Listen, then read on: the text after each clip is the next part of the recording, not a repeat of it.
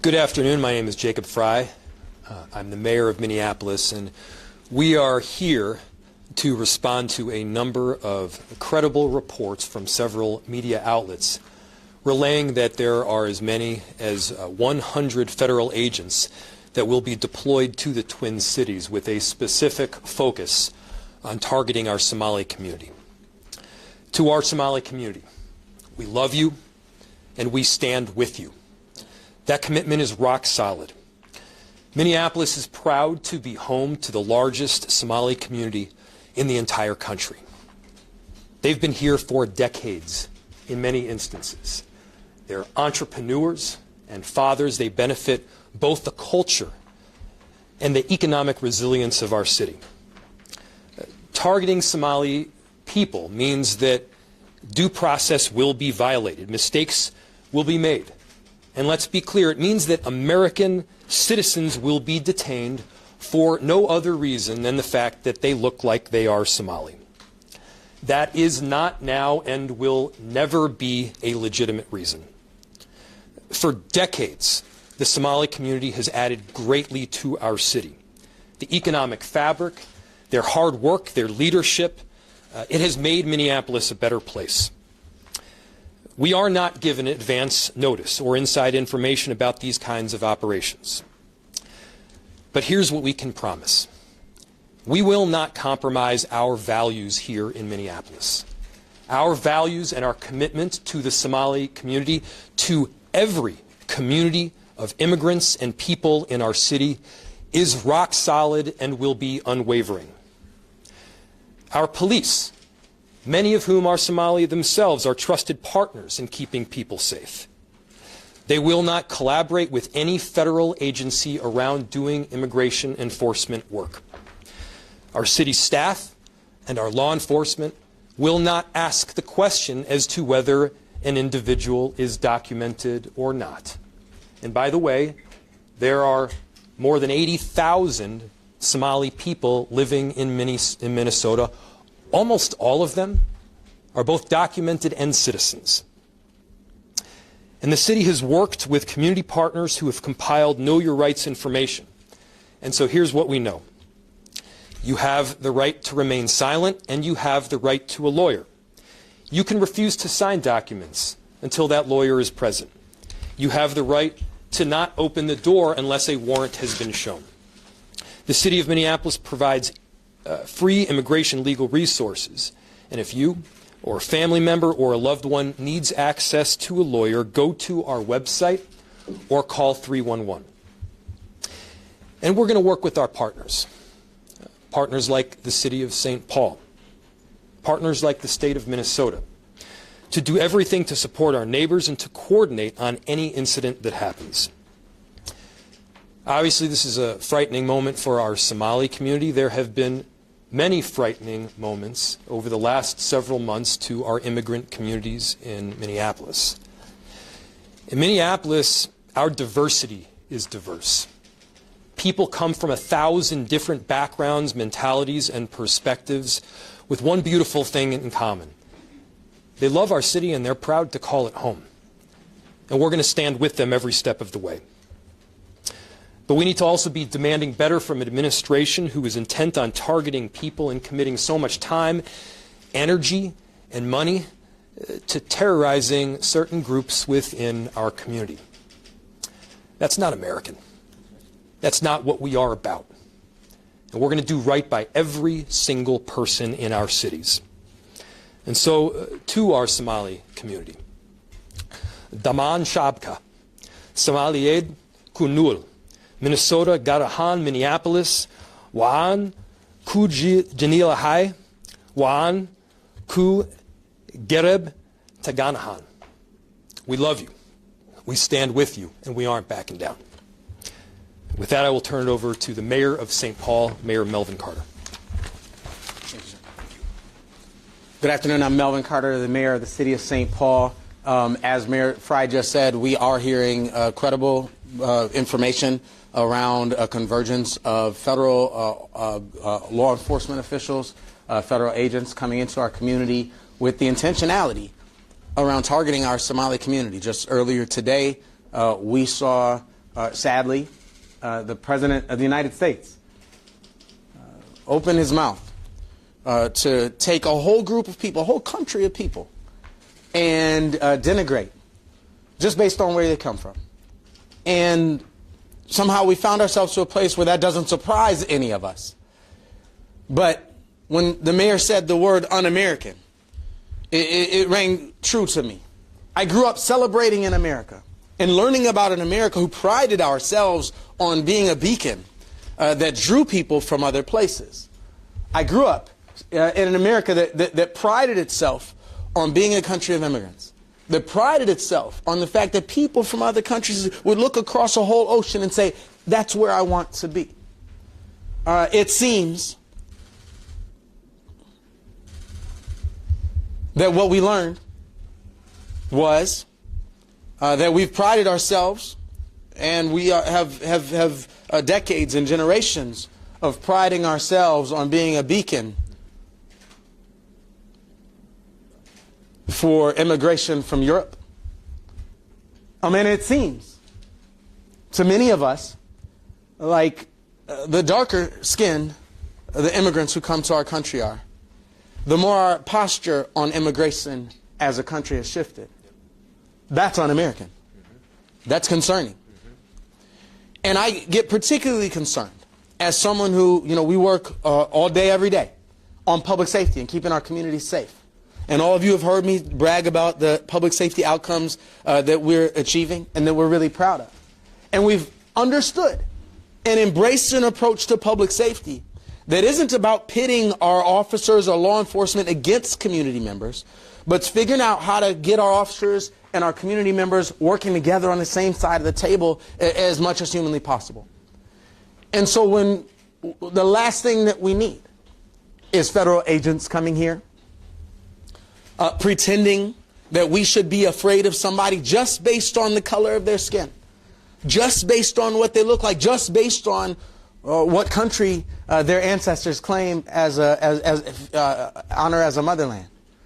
The last thing that we need is federal agents coming to town attempting to turn us against each other, to turn us against ourselves. The last thing we need is federal agents coming in town to create chaos and challenge for us. And so we stand together. Both of our cities have stood up immigrant and refugee services supports.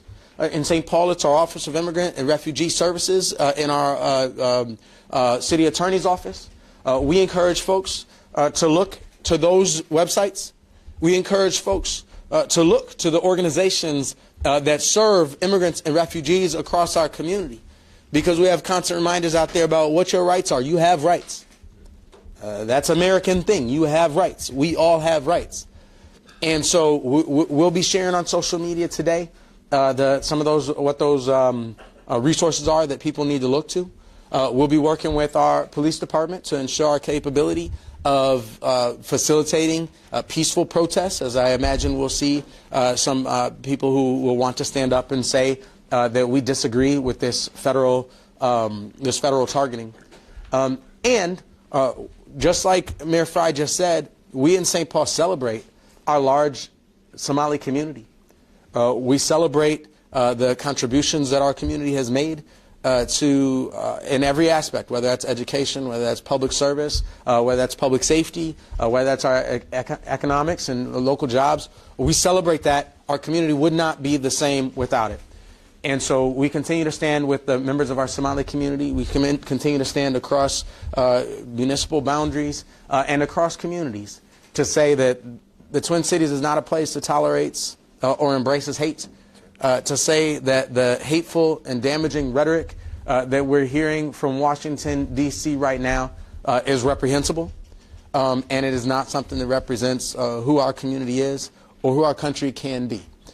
And we call on ourselves. I call on myself in the face of hatred, in the face of division, in the face of what seems to be a strategy centered around intentional chaos, to lead with listening, to lead with compassion, to engage with humanity, and to ensure that we are every single day modeling the type of behavior, the type of approach, and the type of humanity that we sure wish our federal representatives in Washington, D.C. would follow suit. We have the capacity as a local community to be that loving, incredible place. That's who we are. That's what we are. And that's certainly something that we don't need federal agents coming and disturbing. Thank you all for being here. And with that, I think I'm turning it over to Councilmember Ross. Oh, I'm sorry, to Councilmember Ross. Thank you. Good afternoon. My name is Jamal Osman. I am the council member of Ward 6, someone who represents the largest East African community in Minneapolis.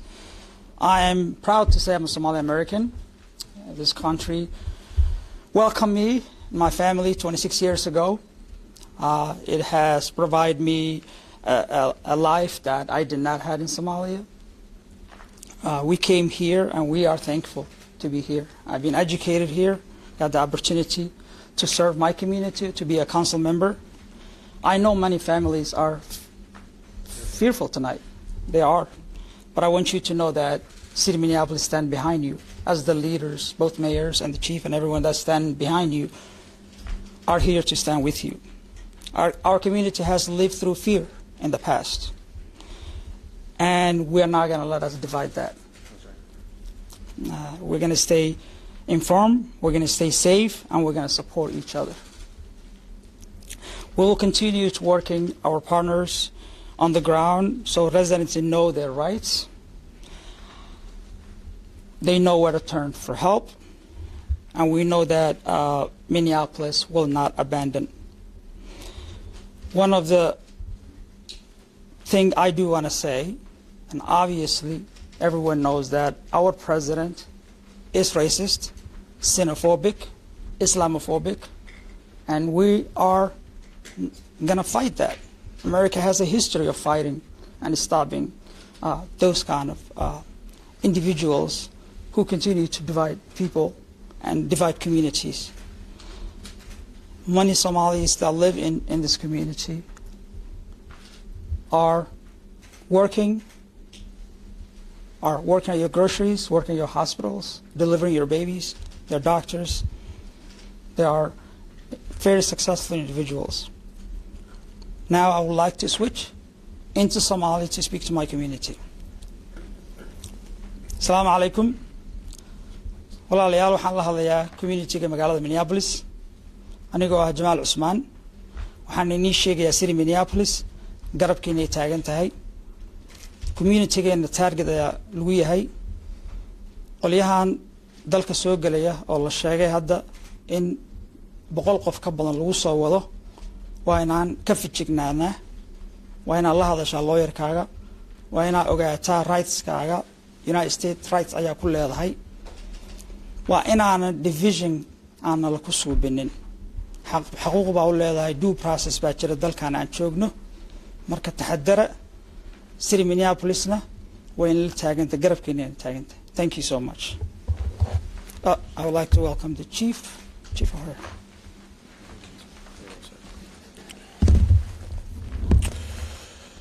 Good afternoon. My name is Brian O'Hara, B-R-I-A-N, O''H-A-R-A. I am the Minneapolis Police Chief. I know the recent reports that are circulating among the media are concerning. I just want to be clear. We are not confirming anything that has been in any of these reports, and we don't have any official information ourselves. What we are aware of is what has been happening in our community. And our involvement, the mayor's leadership on that, council members and other elected officials in the city did not start today. That's been going on. The fear that the community has been experiencing, immigrant communities have been experiencing in this city is real. We have been meeting, I have been meeting with pastors, imams, business owners, that are having a real impact in our city. People are afraid to go to church. They're afraid to go to worship. They're not spending money at a lot of our immigrant businesses in the city. And from a public safety perspective, the fear of people to cause the police is something that to call the police in a time of need is something that harms everyone. We don't need that. If people are able to prey on certain people in our community, to victimize them, to rob them, because they think those folks are less likely to call the police, that makes everyone in the city less safe. It does absolutely nothing for public safety. So I just need to be clear, as our mayor has stated, the Minneapolis Police Department does not work with federal law enforcement for the purpose of conducting immigration enforcement. We don't provide information to federal immigration authorities. We don't ask people about their immigration status. Our mission is clear: to protect life, to uphold the law, and to maintain safety for all people in our communities. Over the last 24 hours, I have addressed every roll call in this city, from last night into this morning. Not because of these news reports, but because I have been concerned. Both over the weekend, we've been getting reports, increased reports of immigration-related activity from members in our community. We can't verify that, but we know people in the community are heightened. And we also know that there have been incidents more recently, 2 very recently in St. Paul, around immigration enforcement. So our objective is straightforward as a police department.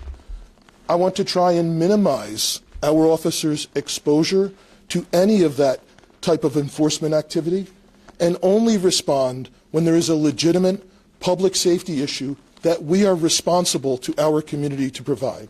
And that means when there are threats of violence, when there is actual violence, or when there's property destruction. In moments like this, I know the tensions are high. I know how real the fear is in our community. People are going to want to speak out, to protest, and to exercise their First Amendment rights. Those are the rights of everyone in our community. And I want to be clear that we will absolutely defend people's rights to do just that. I also ask that if demonstrations do happen around any type of immigration raid, that they remain nonviolent, so that we can keep everyone in our community safe, so that we minimize the risk of any tragedy happening, or the immigrant communities that are already suffering to suffer that much more if there is destruction in our neighborhoods.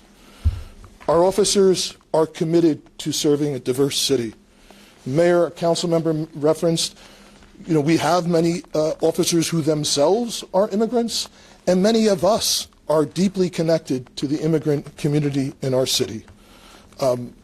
With that, we are also working around revisions to our immigration enforcement policy. That has been in the works for weeks. We've obtained feedback from community and community-based organizations, and we will be issuing additional guidance this week to our officers, again, to try and address some of the issues that we're seeing nationally, and to provide clear guidelines to our officers. With that, I'll turn it back to our mayor. We'll open it to questions. Just to be clear, these 100 agents are on the ground and they call it the crowd control. Will both cities, Minneapolis and St. Paul, continue to send officers for that capacity? I was talking to Mayor Carter about this just recently, and here's the thing. Our police officers are not ICE agents. They will not cooperate with ICE agents. But the presence of ICE agents doesn't suddenly make our police officers not police officers.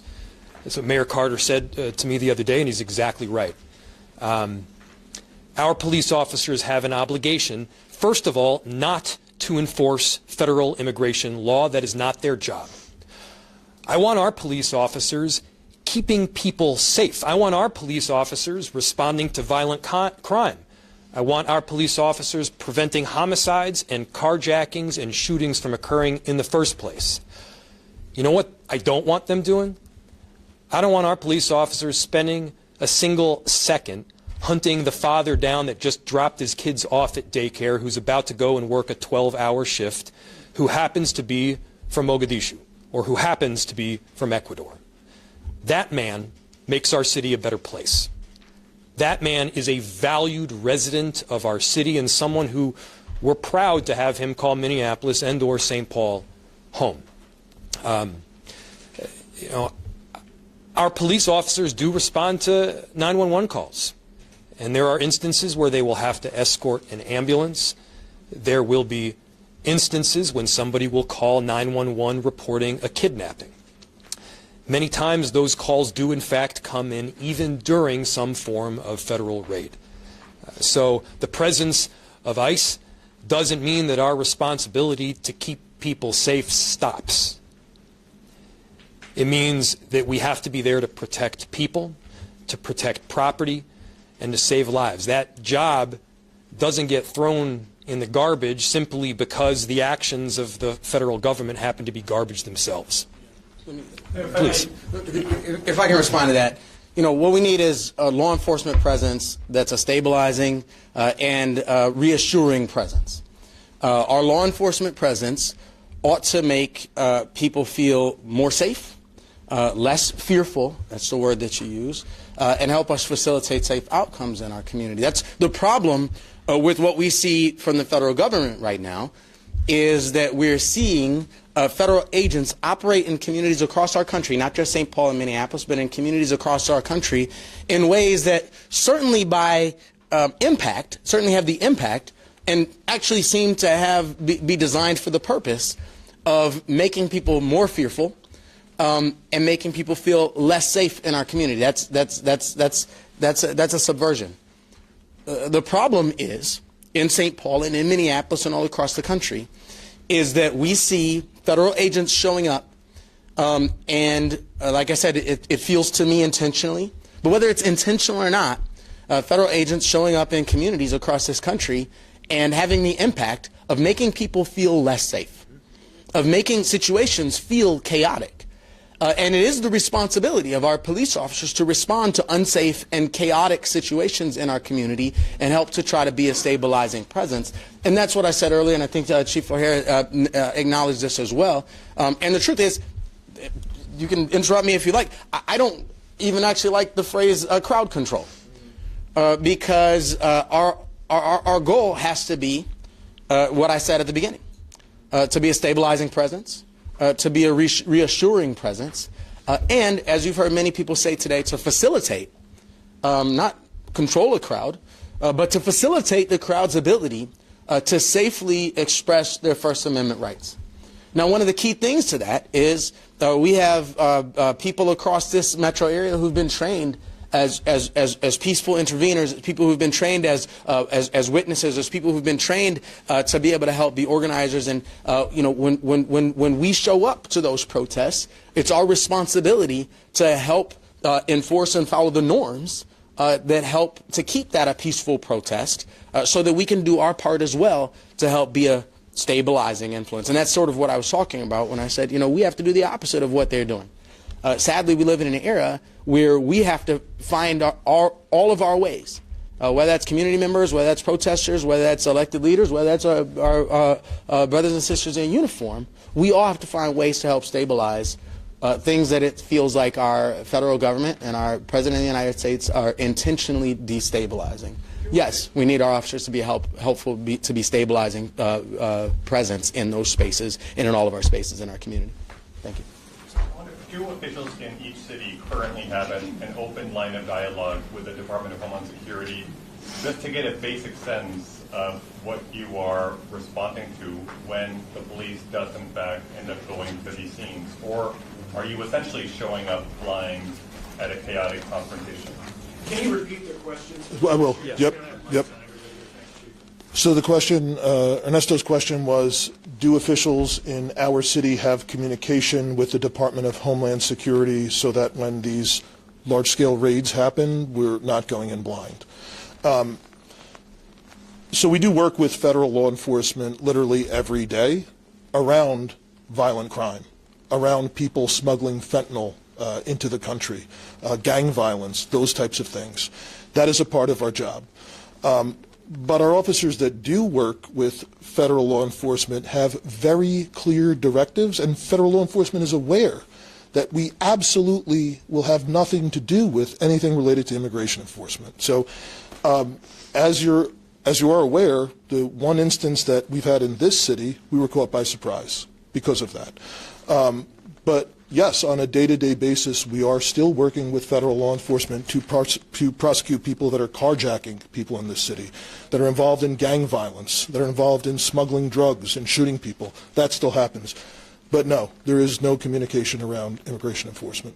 Chief, what preparations are you making, and what are you telling officers? Are you having them have a riot gear at the ready just in case things get out of hand? And what have you been telling your officers in those roll calls that you've been? So the last 24 hours, I had the entire command staff with me, all of the chiefs at roll call, the leaders from our consent decree implementation unit present, as well as our officers that deal with response to large-scale incidents.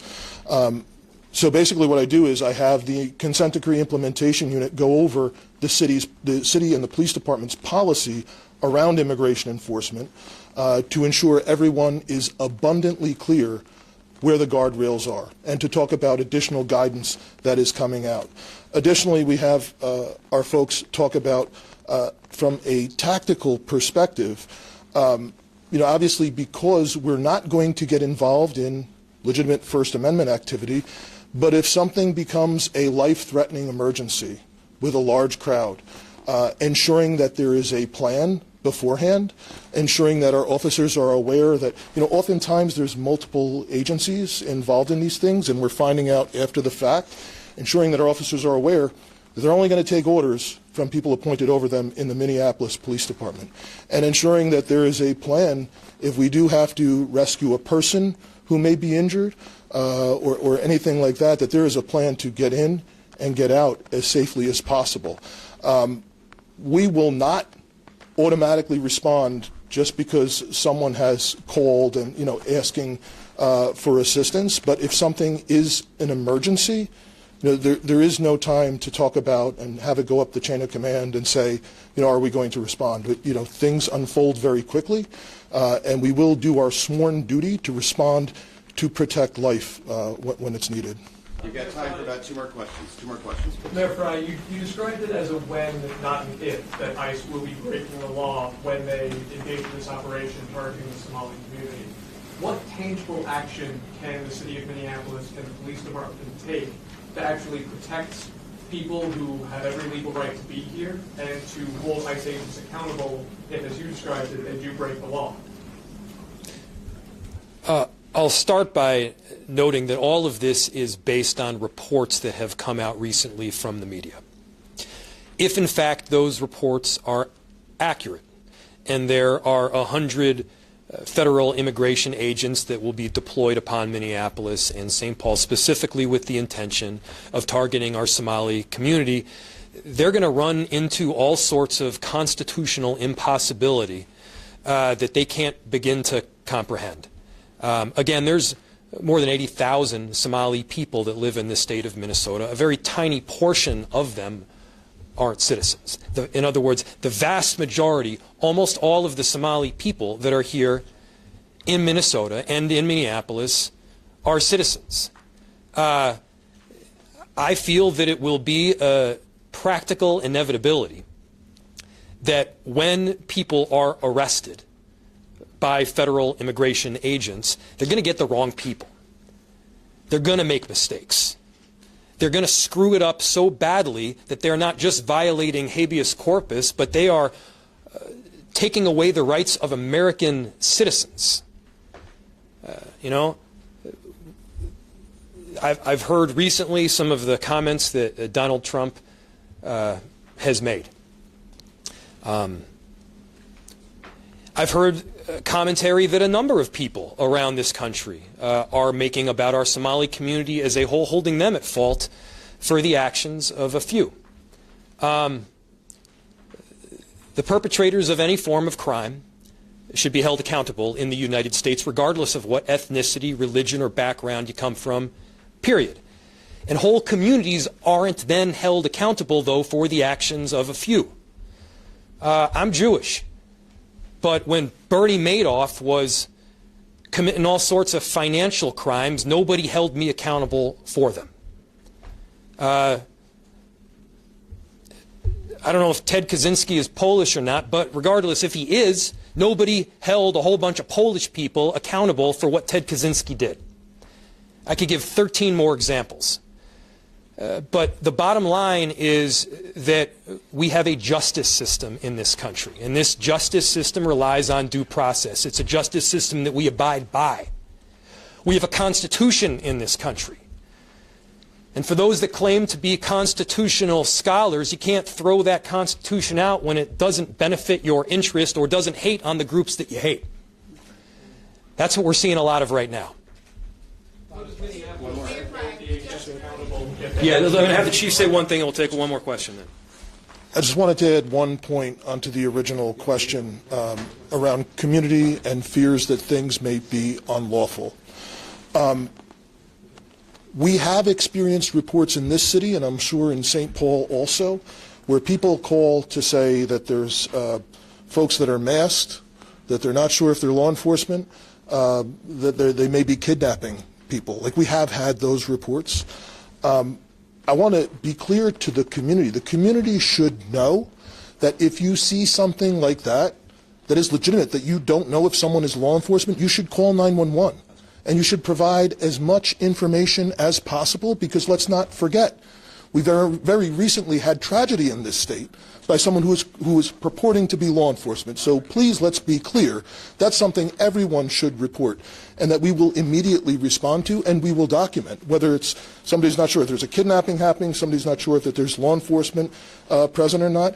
And that's something else, that's additional policy requirements that we are implementing, that we will document and report these types of things anytime that we hear it, and reminding our officers of their duty to intervene. So if there is anything that is a violation of someone's human rights or civil rights, excessive force or anything like that, they absolutely have a duty to intervene as police officers. Okay, one more question. One more question from someone who has not asked a question yet, please. Right here. Thank you. Just for Mayor Fry and also Councilman Osmond, we just heard the president say that he doesn't want Somalis in the U.S. and wants them to go back to their homeland. What's your response directly to him? He's wrong, and we want them here. Somali people have been an extraordinary benefit. I'll say it again. Somali people have been a benefit to our city for longer than I have been in our city. They have started businesses and created jobs. They have added to the cultural fabric of what Minneapolis is. They were welcoming to me when I first came out to Minneapolis. In fact, they were one of the first groups that I myself got to know. To, again, villainize an entire group is ridiculous under any circumstances. And the way that Donald Trump is consistently doing it, I think, calls into question major constitutional violations. And it certainly violates the moral fabric of what we stand by in this country as Americans. Councilmember Osmond, I'm sure you can add a bit more. Somali Americans, Somalis are here to stay. America is an immigrant country. It has been an immigrant country for over how many years? Hundreds of years. Our community contribute a lot to this state and the city. We love this city. This is home. We're not going anywhere. Call the American people to stop the hate, to stop the Donald Trump hate. He continue to divide Americans. That's what he's doing. Like I say, it's time to stand up against his hate and unite. Somalis are here to stay. We love this state. We love this country. This is home. Thank you. Okay, thank you, everyone. No, I'd actually like to respond to that as well. The words that founded this country, the words that launched this American experience, start with "we the people." And I believe that the sacred moments in American history are the moments we've had to decide who the we is. Who gets to be included in the we? Do we mean black people? Do we mean women? Do we mean immigrants? Do we mean gay and lesbian teenagers? We have to decide who is a part of the we when we say we the people. We the people. And the Constitution of the United States, the Declaration of Independence, says that the authority, the just power of our government, the just power of those federal agents, the just power of our police officers, that authority is granted by the consent of the governed. And so when we talk about attacks, racist, Islamophobic, xenophobic attacks on our Somali community, and you combine that with what Mayor Frye just said, the vast majority of our Somali community are citizens. So who he just attacked isn't just Somalis. Who he attacked is Somali Americans. Who he attacked is Americans. And so if the President of the United States is telling you out loud that he hates Americans, then I can't imagine a greater confession of incompetence to do the job that you've been hired to do than to say you don't believe that Americans belong in America. That's what Donald Trump said to us today, and it's very important for us to understand that that was not just an attack on our Somali community, it was an attack on our Somali community, and everything Mayor Frye and Councilman Osmond said is important. But it's easy to sit at home and say, oh, he's attacking them. He's attacking Americans, American citizens, American residents, American neighbors. They're destabilizing communities and trying to get us to be afraid of somebody because of what they look like. And as Mayor Frye said, it's probable that there will be constitutional abuses. It's not probable. It's what they're saying.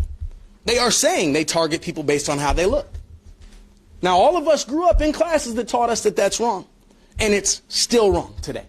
So what you heard the president say today was that he is incompetent and incapable of being a president for the people of the United States because he just said out loud that he despises Americans. Thank you. Thanks, everyone. All right, I've got some housekeeping stuff as soon as they leave. You just hold one sec.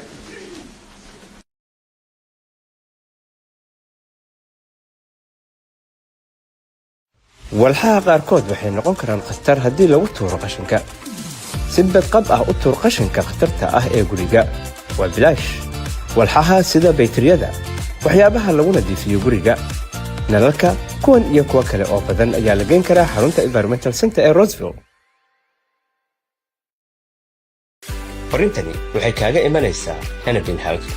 waxaa la gaaray xilligii aad dooran lahayd caymis caafimaad oo dabooli kara baahidaada. haddii aad ku nooshahay degmada Hennepin aadna u qalanto caymiska caafimaadka ee dawladda bixiso, Hennepin Health ayaa ku siinaysa caymis baahidaada caafimaad daboolaya. caymiska caafimaadka ee Hennepin wuxuu daboolayaa daryeelka caafimaadka, ilkaha, xanuunka maskaxda, waxayna kugu xiraysaa dhakhaatiir badan. waxaa intaa dheer in lagu siinayo kaararka hadiyadda haddii